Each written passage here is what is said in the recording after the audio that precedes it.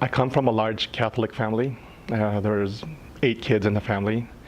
I remember every Sunday we would pack up everyone to go to Mass, so it's something that we all did together.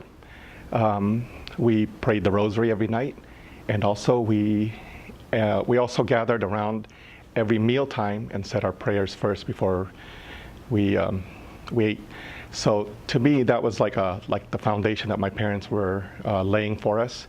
And one thing that they really taught us more than anything is to always be kind to everyone and defend those who are unable to defend themselves or who are weak.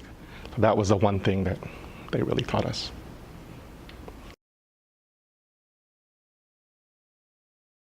Because my process is not like everyone else's. It's really long, but around 21, after about a year of hearing people asking me, have you ever thought about being a priest? You'll make a good priest. Of course, I said, no, I won't. I want to be married. I want to have a family, do everything what everyone else does. But a year into that, I began to seriously think about it. And it was a choice between going on to pharmacy school or to go into the seminary. And at the time, I figured if I went ahead and went on with my plans, that the Lord will actually forget what He's asking me to do, if that's what He was asking me to do. But obviously, 30 years later or so, He hasn't forgotten. So here I am. So my discernment, yes, it's been a long process, but I formally started doing this probably about at the age of 21. During that detour, I wasn't actively discerning or anything. I wasn't even thinking about it. What I noticed was the need for a parish priest.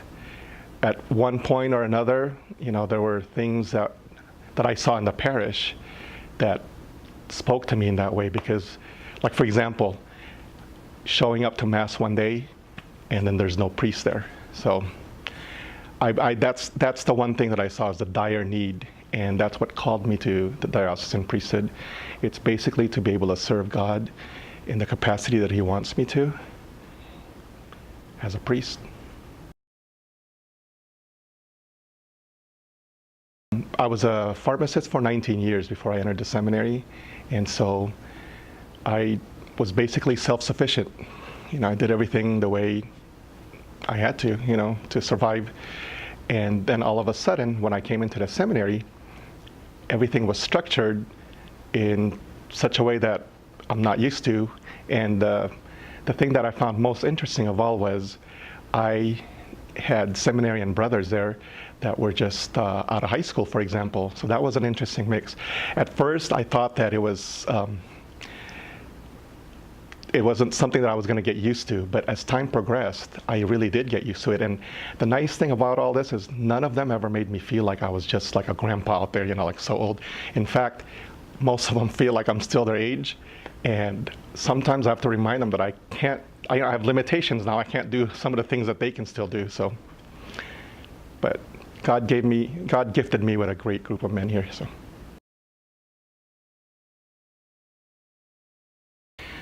Well, the first thing I would do is to tell them, don't be afraid, and to go for it. Then, of course, I can use myself as an example to show what happens when you do wait.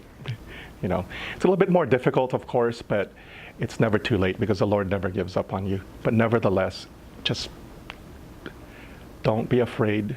See what's out there. See what God's calling you to do.